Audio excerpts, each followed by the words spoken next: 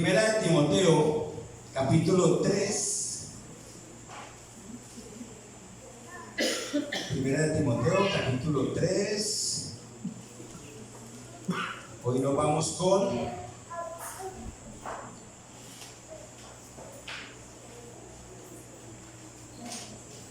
del 3. Creo que ya terminamos una parte y hoy terminamos con el verso 16. Y no vamos a pasar de ahí porque ya a partir del capítulo 4 entra otro tema. Pues del mismo contexto, pero un tema que un poco diferente. Y en el verso 16 dice: e indiscutiblemente grande es el misterio de la piedad. Dios fue manifestado en carne, justificado en el Espíritu, visto de los ángeles, predicado a los gentiles, creído en el mundo y recibido arriba en gloria. Al cual esto, según la tradición, se le llamaba el credo de la iglesia antigua. El credo, y era posiblemente también una canción, un cántico que ellos tenían. Algún día a esto le ponemos música a este credo, ¿listo? Le ponemos música, pero así más o menos hablan la tradición. Todo lo anterior se puede determinar como el estilo de vida que todo creyente debe vivir. Todo lo que estudiamos en los últimos miércoles, el estilo de vida que deberíamos vivir afuera y adentro de la iglesia, tanto hombres como mujeres. Ahí lo vimos, ¿no es cierto? Independiente del llamado que cada uno haya recibido, el pastor tiene que vivir también conforme lo que estudiamos. Pero los hermanitos también tienen que vivir así, todos los que somos llamados hijos de Dios. Empecemos a desglosar esto. Dice indiscutiblemente, sería obviamente o sin duda alguna. Pueden ponerlo ahí si quieren. Obviamente, sin duda alguna, es el gran misterio de la fe es este. Según la tradición, vuelvo y les digo, esto era el credo de ellos, lo tomaron así. Pero ¿a qué se refiere este misterio? Dice, este misterio. ¿Qué es un misterio? Algo que no ha sido revelado, algo que no se ve y algo que no se entiende. Sin embargo, yo pongo cabezón y me rasco la cabeza cuando leo algo que ya está revelado. Sin embargo, ahí dice misterio. Bueno, es que es misterio para quien no lo conoce. Deja de ser misterio para nosotros los cristianos. Amén. Y en esa época, cuando Pablo estaba mandándole esta carta a Timoteo, tenía en la iglesia una cantidad de judíos de la ley convertidos, y eso no era cualquier cosa. O sea, es como cuando nosotros recién llegamos del catolicismo y empezamos a escuchar una cantidad de cosas que uno hasta rabia. Yo me acuerdo una vez que mi hermano Jorman se enojó, hace 14 años. Yo tengo cosas en mi memoria.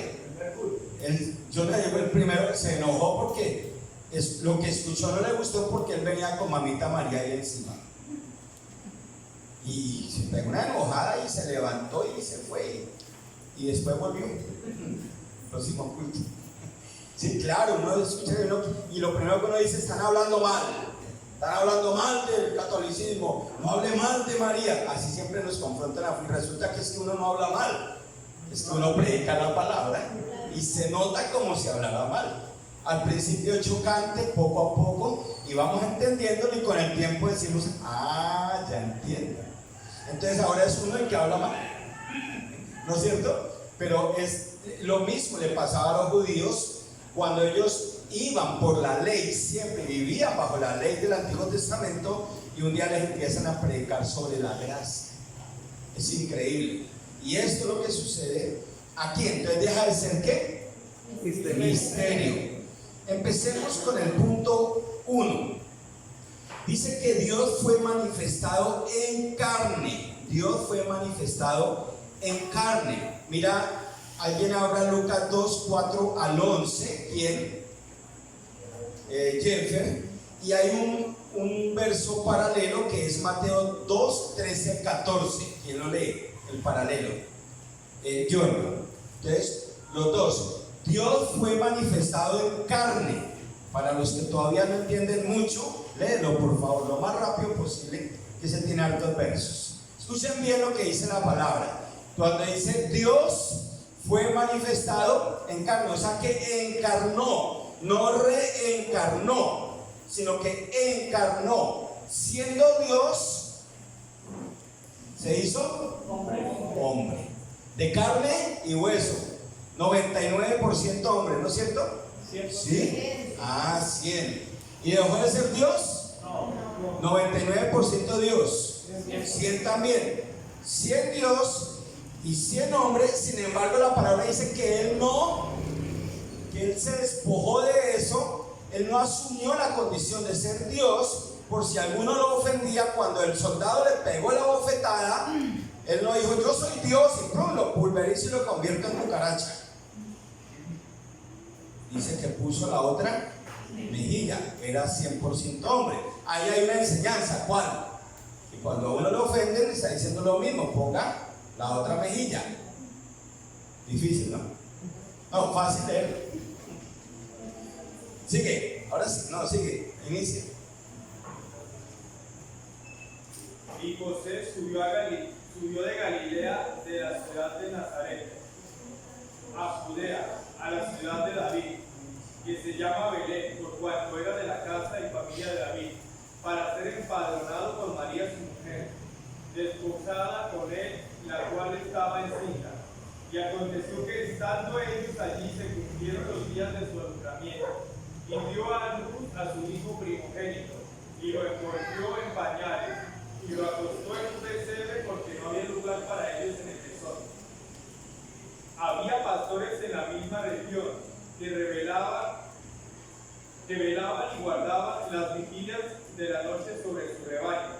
Y he aquí se les presentó un ángel del Señor, y la gloria del Señor lo rodeó de resplandor, y tuvieron gran temor.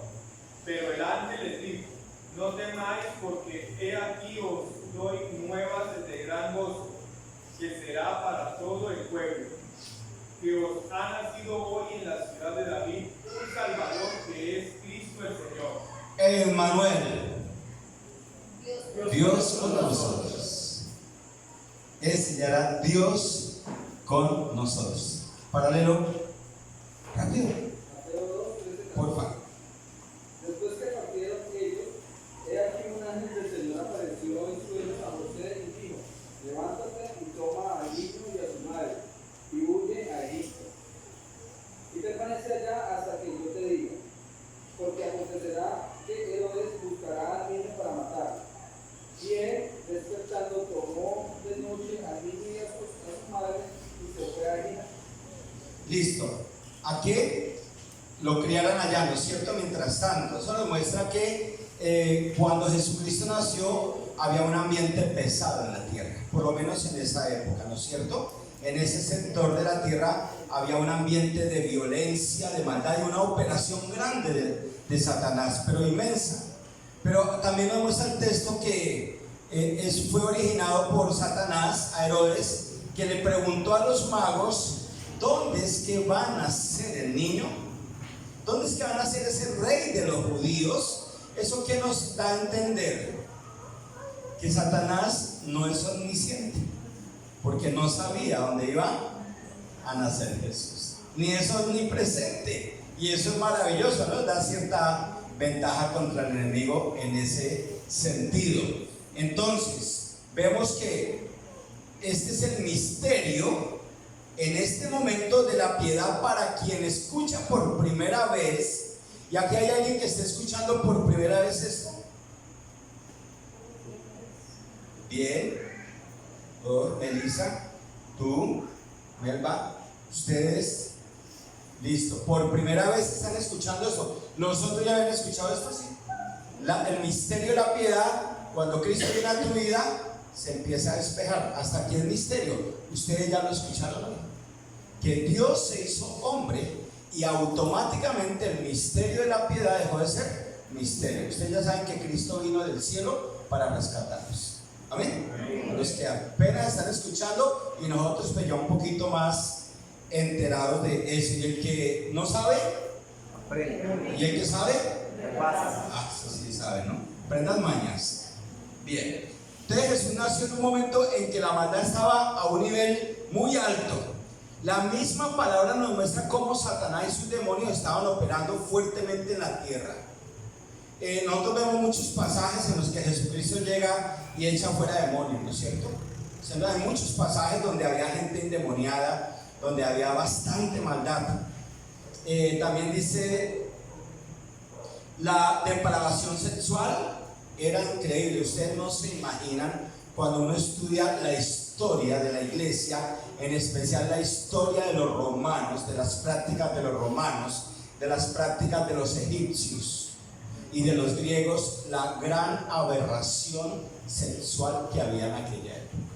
Uno ve esto y uno dice, uy, no, pero esos tiempos eran diferentes. No, la aberración en el hombre ha estado siempre, en diferentes colores y sabores, pero viene casi siempre envuelto en el mismo papel regalo bonito, porque cuando uno le dan un regalito envuelto en un papel, uno dice que, ay, cuando abres una panelita o un bocadillo de leña, la piedra, ¿sí o no? No creen un anillo de oro o algo así, ¿no?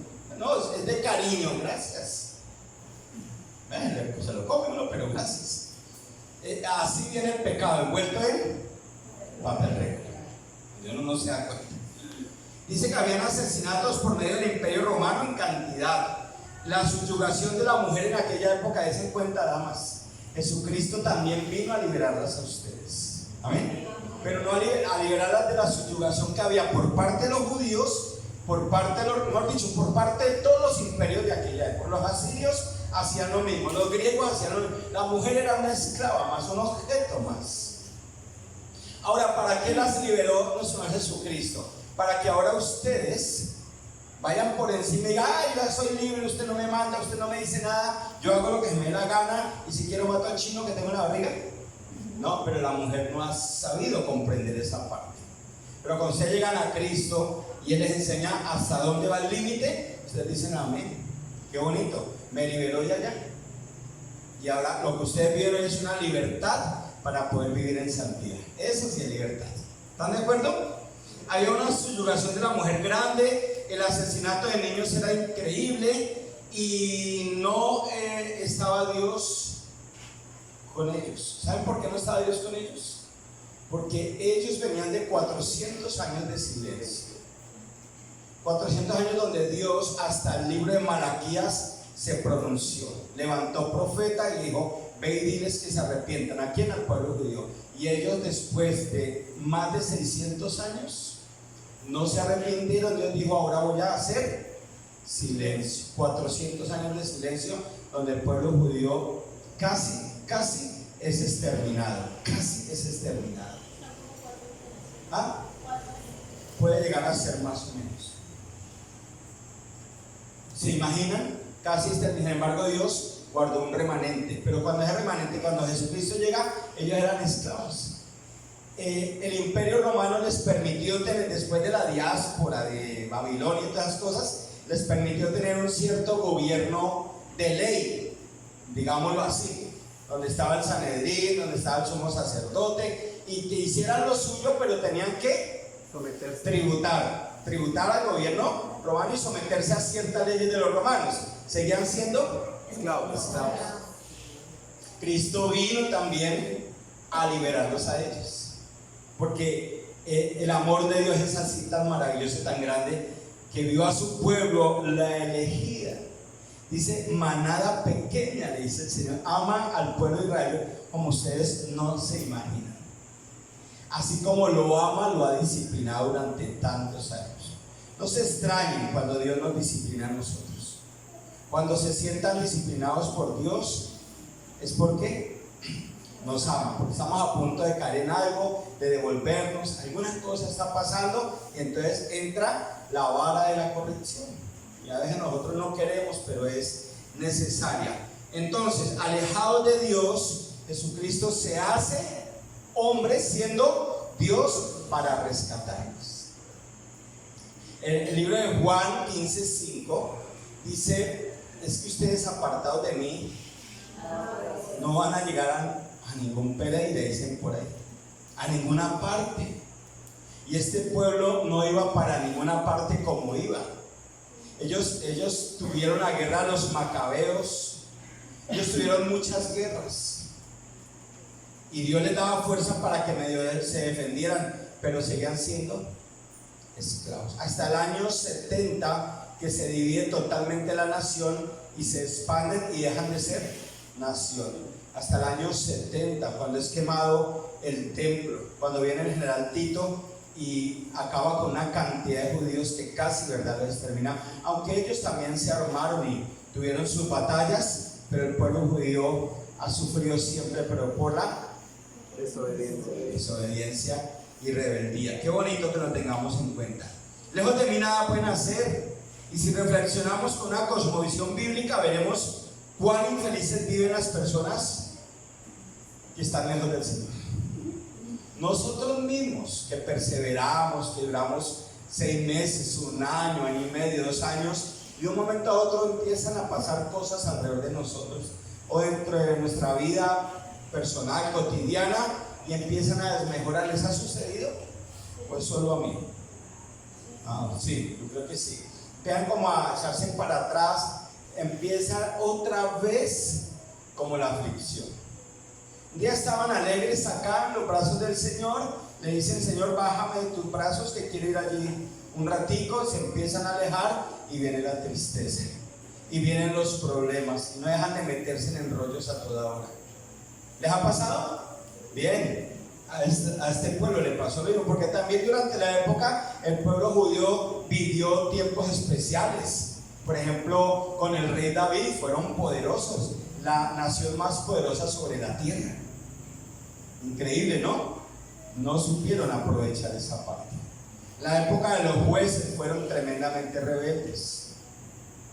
La época de los reyes, Crónicas y Reyes, nos muestran cómo unos reyes eran de corazón recto y los otros eran los infames. Idolatraban y todo eso. Y cada que se torcían, venía Dios y los reprendía. Y cada que venía un rey y adoraba nuevamente al Señor y llevaba a su pueblo a adorarlo, entonces venía paz y tranquilidad. ¿Saben? Eso es un principio bíblico. Desde el principio hasta ahorita y hasta el final de los tiempos se vivirá eso. Cuando tú estás cerca del Señor, vivirás en paz.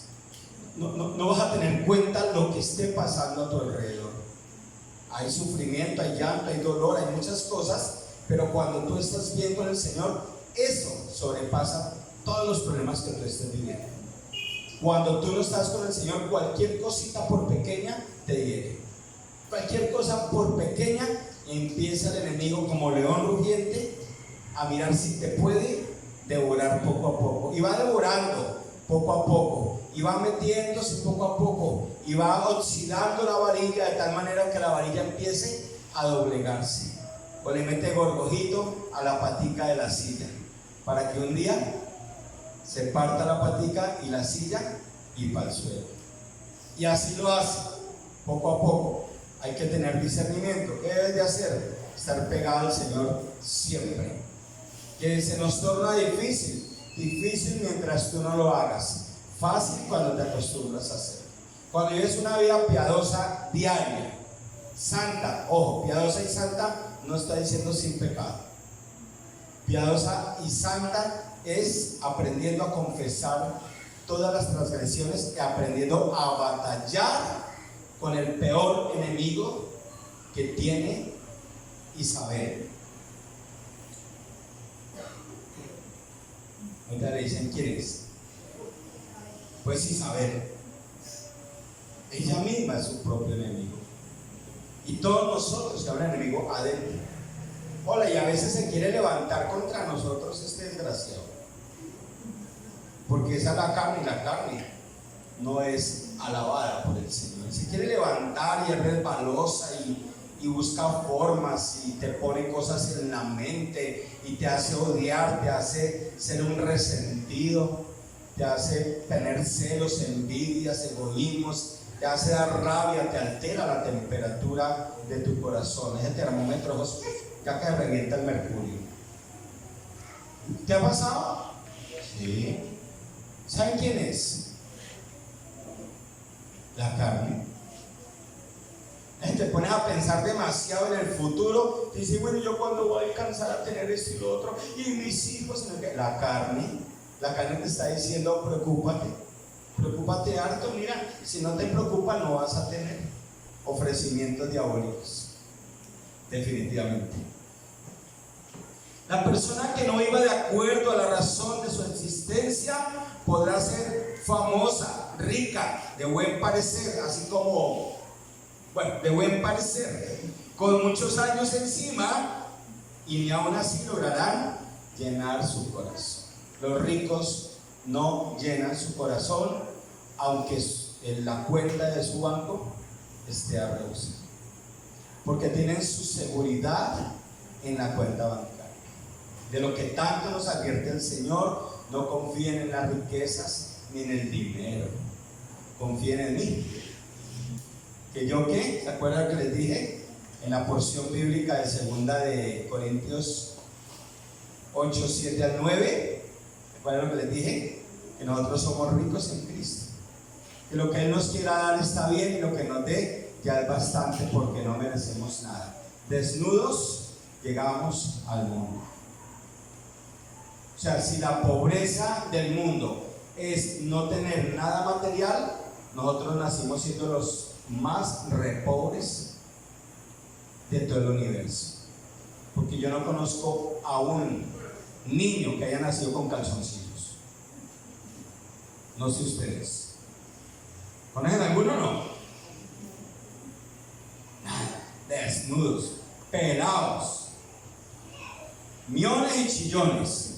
Eso era todo el tesoro que teníamos. El primer pañal es nuestra mayor riqueza en esa época. El que tenía 2 pañales era más rico que el que tenía 1.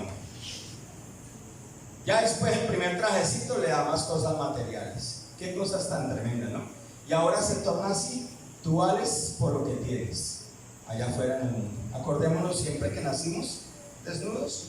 ¿Y cómo nos vamos? Vestidos. Vamos al closet a buscar el mejor vestido para cuando me muera. ¿No lo han visto? La muerte para el cristiano es una bendición. No dice la palabra de Dios en uno de los proverbios que la muerte para los santos de Dios es una bendición, una alegría para Él. ¿Ah? ¿A dónde estamos en ese momento? Inmediatamente la presencia del Señor. Chao dolores, chao pomada caliente, chao adiós, chao esposo y esposa, ya no tienen con quién pelear, ¿sí o no? Chao de estar pensando en el mercado, en el recibo de la luz, en el recibo de teléfono, y no tiene ahí una tablita, un chorrero y todo. No debería ser, hay que pagar algo ahí, chao, adiós, dejan eso al cónyuge. El sufrimiento logra evitar el pecado, pero el pecado jamás logrará evitar el sufrimiento. Se los aseguro. Por eso cuando una persona viene a Cristo y le entrega su vida empieza a tomar sentido. Y el misterio de la piedad deja de ser misterio poco a poco. Por eso ten cuidado de tener más allá una teología de cerebro que una teología de convicción. Una teología cerebral no te va a dar gozo. Una teología de grabar versos y de saber cosas bíblicas no te va a dar gozo si no es que están en tu corazón y te dan convencimiento. Segundo punto, ¿cuál es? Justificado en el Espíritu. Les estoy explicando el credo de aquella época. El primero, Dios manifestado en carne, en la persona de... Bien. Segundo, justificado en qué? Significa que el Espíritu Santo se mostró a través de Jesucristo. Él le dio poder. Él estuvo con Jesús. Yo les he explicado más de una vez, quien hizo los milagros no fue Jesucristo. Él era 100% hombre. Fue el Espíritu de Dios que obró a través de Jesucristo. Y eso a veces me pone a pensar, si el Espíritu de Dios obró a través de Jesucristo, deteniendo la tormenta, aumentando los panes, los peces, sanando enfermedades increíbles, como la lepra, como la mano seca, como la invalidez, como la fiebre, como el flujo de sangre. Un periodo de 12 años constante en una mujer, no paraba de llegarle sangre durante 12 años. ¿Qué más? Ceguera, y devolvió el oído, devolvió la vista. Imagínate. Fiebres, ¿qué más? Muchos milagros. ¿Saben quién lo hizo? ¿Saben quién está en ti? El Espíritu Santo. Y a veces se desmoronan por unas cosas que la verdad yo me digo, no puede ser. Tienen al Espíritu de Dios que calmó tormenta y sanó y echó fuera al demonio, y se desmoronan por unas cosas que se echan al suelo. Ay, ¿qué será de mí? Pobrecito Dios. ¿Y qué le pasó? No, que este mes no me llegó el sueldo completo, me descontaron 80,000 pesos. ¿Les ha pasado o no les ha pasado? Y otras cosas. Mi marido no me saludó, mi esposa no me hizo la comida como siempre, me tiró el plato de allá porque estamos bravos. Agradezca que por lo menos le tiró el plato, ahorita no hubiera hecho almuerzo. Eso sí sería la declive completa, ¿o no?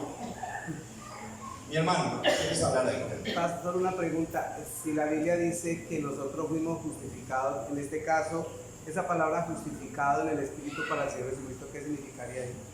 Para Jesucristo, Sí, que dice o sea justificado. que él estuvo con Jesucristo desde el principio hasta el final. O sea, justificado, o sea, Dios, por parte de Dios, Jesucristo fue justificado. O sea, la gente pudo ver que en verdad Él era Dios. ¿Listo? A través del poder del Espíritu Santo.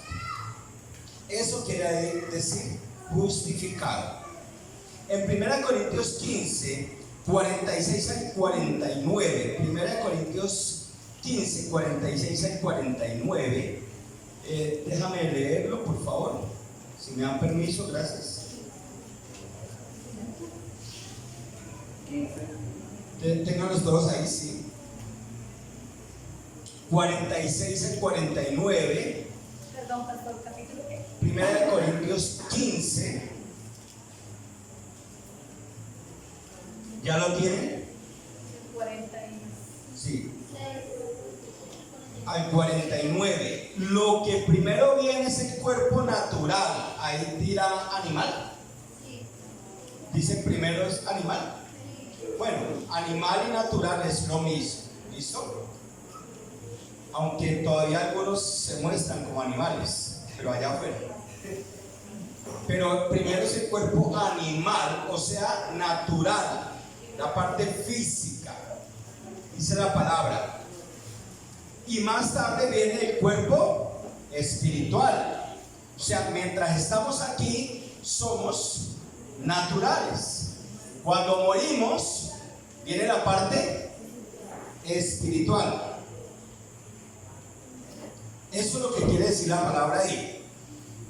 Entonces dice, Adán, el primer hombre, fue formado del polvo de la tierra, mientras que Cristo, el segundo hombre, vino del cielo. ¿Se dan cuenta? Primero el natural y después el espiritual. En Jesucristo primero no fue la carne, primero fue el espíritu, porque Dios es espíritu y hay que adorarle en espíritu y en verdad. Los que son terrenales son como el hombre terrenal, y los que son celestiales son como el hombre celestial. Al igual que ahora somos como el hombre terrenal, algún día seremos como el hombre celestial. ¿Qué está diciendo? La justificación para nosotros por medio de Jesucristo. Nosotros no debemos aferrarnos a esta tierra, por favor. Es un despropósito que un cristiano viva solo en pro de la tierra, preocupado por las cosas de la tierra, cuando hay una analogía que viene durante todas las épocas de la vida. Es una analogía que se escucha todos los días cuando hay un funeral, cuando hay un muerto, y nosotros todavía no la entendemos, y es tan fácil de entenderla. ¿Quieren que se las diga? Apenas las digan a decir, ah, sí, el que se muere nada se lleva.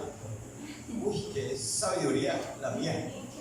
Eso lo venimos escuchando siempre, el que muere, nada se lleva. Eso ya nos tiene que poner a pensar, ¿verdad? Yo, ¿por qué me preocupo tanto aquí si yo me muero y nada me llevo? Pero sí dejo de disfrutar tantas cosas como la familia, los hijos, el alimento, la naturaleza, la iglesia. La iglesia es para disfrutar.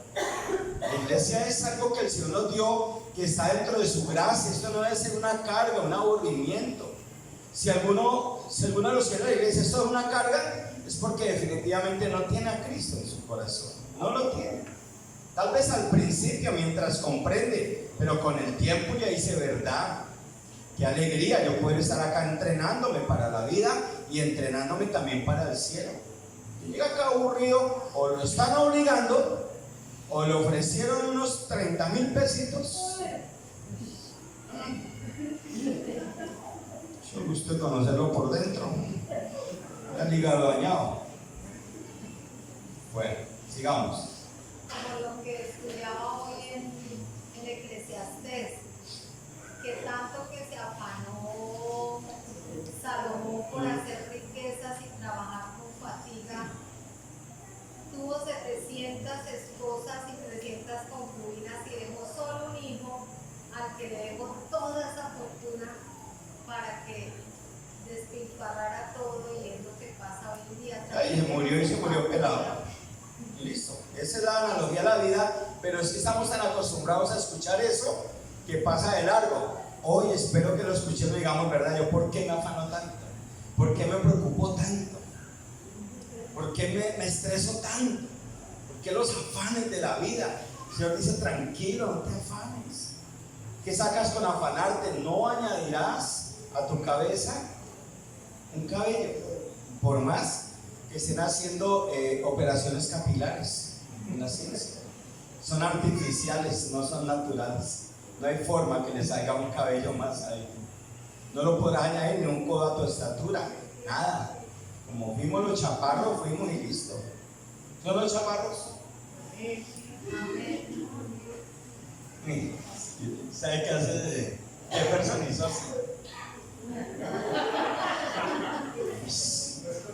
Bien querido, es conmigo, dijo.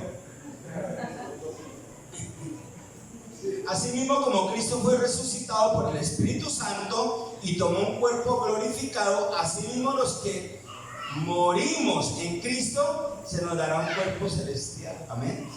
Es la misma, se han justificado de esa forma. ¿Quién lo llevó? Precisamente el Espíritu Santo fue quien le dio ese nuevo cuerpo. Esto es un misterio para los hombres naturales que tienen 1000 teorías, como la reencarnación, el purgatorio, el regreso de los muertos y 1000 teorías de esas. Mira lo que dice Eclesiastés 3:21, rápido. ¿Cómo pasa el tiempo, verdad? Eclesiastés 3:21. Amén. ¿Quién sabe que el espíritu de los hijos de los hombres sube arriba y que el espíritu del animal desciende abajo a la tierra? Salomón no sabía. Salomón no tenía seguridad. ¿Quién sabe si el espíritu de Dios va arriba? Dice así, el espíritu de los hombres va arriba y el espíritu de los animales va abajo. ¿Quién lo sabrá? Eso era un misterio. Y ahora, ¿a dónde va tu espíritu cuando mueras? Directamente, rápido esas 4 porciones. ¿Quién lee 1 Tesalonicenses 4, 14 al 18? Caterine. 2 Corintios 5, 8. Pedro. Juan 14, 2 al 4. Jorman. Mi esposa. Apocalipsis 21, 4 al 8. Eso era un misterio antes, ya no. Está revelado lo que va a pasar con nosotros apenas dejemos este planeta, con los cristianos, los hijos de Dios. Amén. ¿Ya? Gracias, Fabián. Me gustó que estuvieras atento. Primera de Tesalonicenses 4:8. Ya lo dije. 14, 18. Porque ella siempre primero alista el tenedor y el plato y después le sirve. Porque si creemos que Jesús murió ¿Porque qué? Porque Si creemos que Jesús murió y resucitó, ah, así también traerá Dios con Jesús a los que durmieron con él. a los que murieron siendo cristianos. Si yo muero hoy, tú mueres hoy, pastor, no diga esas cosas, ¿qué tal que sí? Si yo muero hoy o tú mueres hoy, dice la palabra que Dios traerá a los que murieron en Cristo inmediatamente a su presencia. Sí. Por lo cual os decimos esto en palabra del Señor, que nosotros que vivimos, que habremos quedado hasta la venida del Señor, no precederemos a los que durmieron. Porque el Señor mismo, con voz de mando, con voz de arcángel y con trompeta de Dios, descenderá del cielo, y los muertos en Cristo resucitarán. ¿Hasta dónde llegará Él? ¿Hasta dónde llegará su descenso? Hasta las nubes. Hasta las nubes. Y ahí nos reuniremos con Él. Uy, estos que llegan nuevos dijeron, no, esto ya empezando a hablar de fantasías, ¿sí o no? Que suena tremendo, sí. Pero si tú crees que Dios hizo los cielos y la tierra, Génesis 1, tú crees esto también. Porque tú no puedes creer una parte de la Biblia y la otra no. Si tú crees que Dios, ¿cuántos han dicho, Dios está conmigo? Todos, ¿no? Dios me ayuda. ¿Sí o no? La Biblia dice eso. Bueno, tienes que creer eso, no solo lo que ocasionalmente dices. Entonces, Cristo está listo. ¿Han escuchado el rapto de la iglesia ustedes? ¿Han escuchado algo del rapto de la iglesia? ¿Tú, Laura? ¿Has venido escuchando últimamente o no? No, miren, no han escuchado. Alcen la mano los que han escuchado y ustedes volvieron a mirar. Alcen la mano bien, no solo el codo. Nayibe, cambia la mano para que los demás vean y digan, yo también escuché. Samuel no ha escuchado, entonces hermano, que ahí lo levante con una oración. Listo, todos han escuchado lo que dice. Y ustedes, como están recién iniciando el proceso, apenas están escuchando el rato de la iglesia.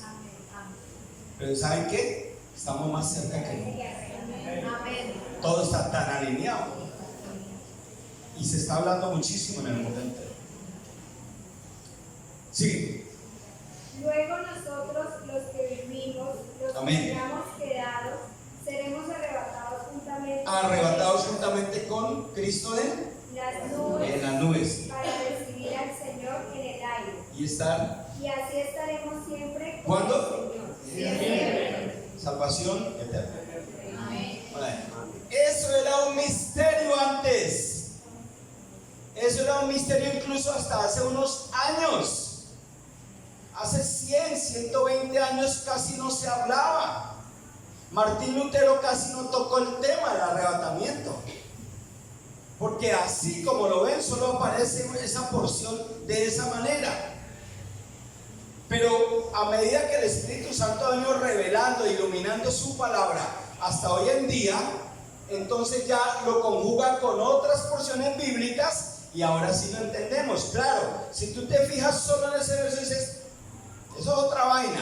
Pero cuando empiezas a mirar una cantidad de porciones bíblicas, desde el mismo Génesis hasta Apocalipsis, se habla de que Cristo va a ir por su iglesia primero y automáticamente siguen 7 años. Dice Daniel que habrá, ¿qué es lo que dice Daniel? Que habrá gran angustia como no la ha habido desde que hay hombres en la tierra. Y si hay personas que vivieron en Alemania en 1945 durante 5 años, ellos dicen, usted no vivió lo que vivió la gente en Alemania y lo que vivieron los judíos en Alemania. Y el Señor dice en Daniel que lo que va a pasar en esos 7 años, eso no le da ni en los tobillos. Tú puedes ver un solo documental, uno solo, de la matazón que hicieron allá, donde tú puedes llegar a creer que entre 50 y 60 millones 50 y 60 millones de personas murieron en la Segunda Guerra Mundial. La población de Colombia. ¿Ah? La población de Colombia. La población, sí, pero es que en esa época la población era muy mínima. Para morir 50 y 60 millones, y hubo gran angustia. Tú puedes llegar a creer que el libro de Daniel dice que lo que pasó allá no le da ni en los tobillos para lo que se aproxima a 7 años. Y muchas veces nos quejamos de la iglesia, nos quejamos de Dios y no nos damos cuenta que el solo hecho de que ya Él nos haya justificado para morir y estar en su presencia es suficiente. Eso era parte del misterio. Ahora sí se dan cuenta cómo el misterio se reveló a nosotros. Nos tiene que hacer sentir, mejor dicho, privilegiados. La niña de sus ojos, definitivamente. Rápido, 2 Corintios 5:8. Amén. Pero confiamos y más quisiéramos estar ausentes del cuerpo y presentes al Señor. Ahí está, ausentes del cuerpo, ¿qué es? Muerte. Porque como lo que vive es el espíritu, el cuerpo, chao. Ahí lo único que van a abrir a los 7 días, huesos si era un hombre, si era una mujer, y una modelo, que van a encontrar huesos sin silicona. ¿O no? ¿Y esto qué? No, era mentira lo que ustedes veían por televisión. Sí. ¿Y cómo hacen para saber si era hombre o mujer el que murió? Pues si los pies estaban dirigidos hacia el centro comercial, era mujer. Si murió con los pies dirigidos hacia un estadio de fútbol, era hombre. Fíjate pues. Por eso es que es mejor estar separados por la verdad que unidos por el error. Es mejor estar separados por la verdad que unidos por el error. Persona que no quiera la verdad de Cristo, que se aleje de ti o tú aléjate de ellos. Pero no te unas con los que están en el error, porque vas a terminar contaminado de a poquito, porque eso entra tan suave como un vino rojito. Qué vino tan delicioso que me dio que día mi hermana Nayib. ¿Cuándo me vuelves a invitar a una borrachera de esas? No, un aperitivo a la hora del almuerzo, delicioso. Y eso entra como dice la palabra, era rojizo, ¿no? Y me empezó como a contar esto. Finito nomás. Así entra el pecado y así entra el error en las escrituras. Porque normalmente cuando predican las escrituras cerradamente, las predican con la verdad, pero toman solo una parte de la verdad. Por eso nosotros tenemos que conocer toda la verdad, para no caer en esas trampas.